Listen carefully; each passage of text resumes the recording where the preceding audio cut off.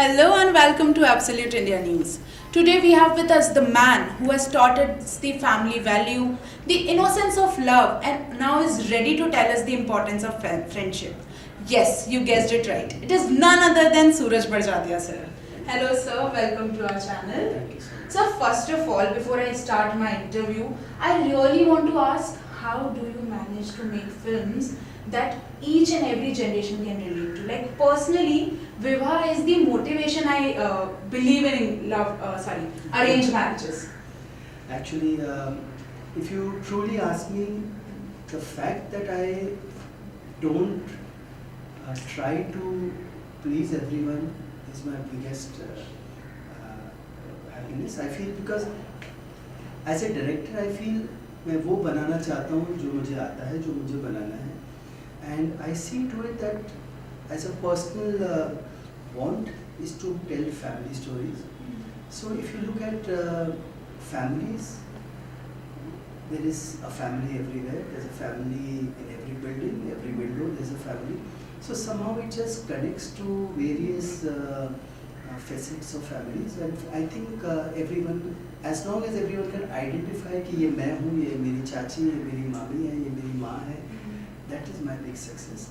So and it's nice of you to say this, but एक मैंने प्यार किया छोड़कर के जितनी मेरी फिल्में बनी उसमें यंगस्टर्स बहुत बाद में आते हैं, because but I'm so happy they come कि चलो दादी को दिखानी है, ये पिक्चर मामी को दिखानी है. जैसे एक जर्नलिस्ट मुझे ऊंचाई के ट्रेलर पे मिले थे, तो मुझे इतना अच्छा लगा. वो बोले कि ये पिक्चर ना मैं अपनी माँ को दिखाऊंगा, माँ ना साड़ी और चोटी वोटी बना के आएगी. सो मुझे इतना अच्छा लगा. तो मैं मानता हूँ कि कोई भी ऑडियंस हो, लेकिन फैमिलीज आएँ और देखें, और एक ग्रुप थेरेपी जैसी चीज़ होती है गुड फिल्म. सर हम साथ साथ हैं, हम आपके हैं कौन, विवाह, मैं प्रेम की दीवानी हूँ, I can name all the films, but सब में आपने फ्रेंडशिप नहीं दिखाया. मतलब it was mostly about family and love. How did you come up with the idea of picture?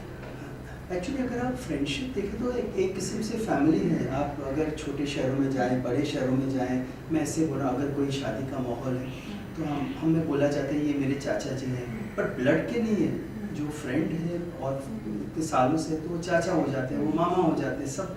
That is what is India.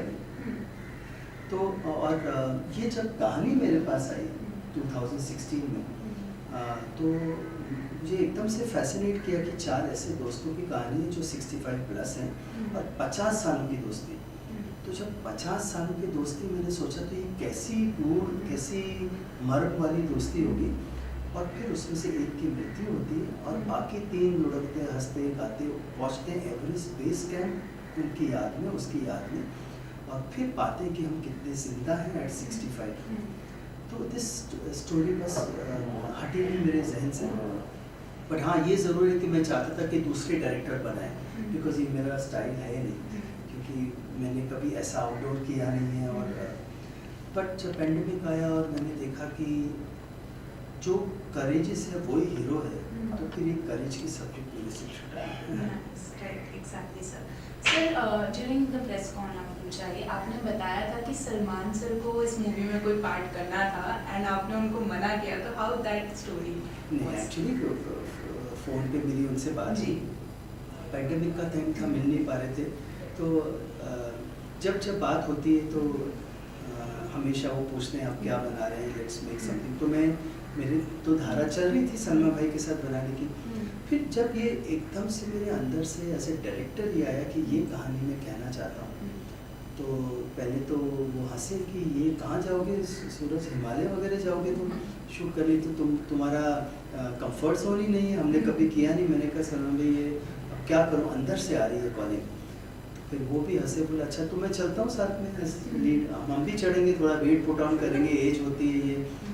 फिर मैंने बोला सना भाई आपको तो ले जाऊँ मैं, बट आपका इमेज जो साथ साथ चलता है कि वो तो डबल जंप करके एवरेस्ट, और एवरेस्ट को उठा भी ले एक मूवी में, तो क्या.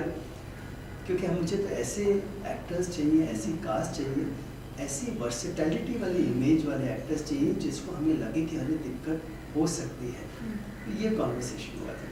सर आपने कास्ट की बात की, तो आपने मुझे बताया कि अभी आपको वैसी कास्ट चाहिए थी जिसको आप बता सकें कि हाँ इन्हें दिक्कत हो सकती है, तो how did you come up with कि मुझे अमिताभ जी, बमन जी ये सब चाहिए, अनुपम जी चाहिए कास्ट में? एक्चुअली ये जब डायरेक्टर अपना जब डायरेक्टर अपना स्क्रिप्ट कंप्लीट करता है तो एकदम से उससे कास्ट नज़र आने लगते हैं। एंड मैं बहुत फॉर्चुनेट हूँ कि यही ड्रीम कास्ट मैंने तब सोची थी और फिर वो मुझे मिली। और अगर मुझसे पूछा जाए तो ऐसी कास्ट बहुत कम लोगों को डायरेक्टर्स को मिलेगी, बिकॉज कई बार ऐसा हुआ कि 9 to 6 की पूरी शिफ्ट हमने रखी है और 11:30, 11:15, 11:30 बजे पैकअप, क्योंकि इतनी टैलेंटेड एक्टर्स हैं, 3-3, 4-4 पेज का डायलॉग रट के आते हैं, डिसिप्लिन है, मुझे कैमरा लगाना है, वन गो फिनिश। तो कोई भी के लिए आप ये लें, नीना जी लें, सारिका जी लें, परित्या और सच किसी दिन हम ये ऐड कर रहे थे कि डैनी जी, नफीसा जी मिला के 325 इयर्स का एक्टिंग एक्सपीरियंस के कास्ट था मेरे पास। My god sir, who was the easiest to work with? Honestly अगर मैं आपको सच बताऊं, इजी सब एवरी एक्टर का स्टाइल अलग होता है जी और बट अगर आप मुझसे पूछे सबसे आसान आप कहें तो ये भी सरप्राइज होगी Bachchan sir, because absolute director को फॉलो करते हैं।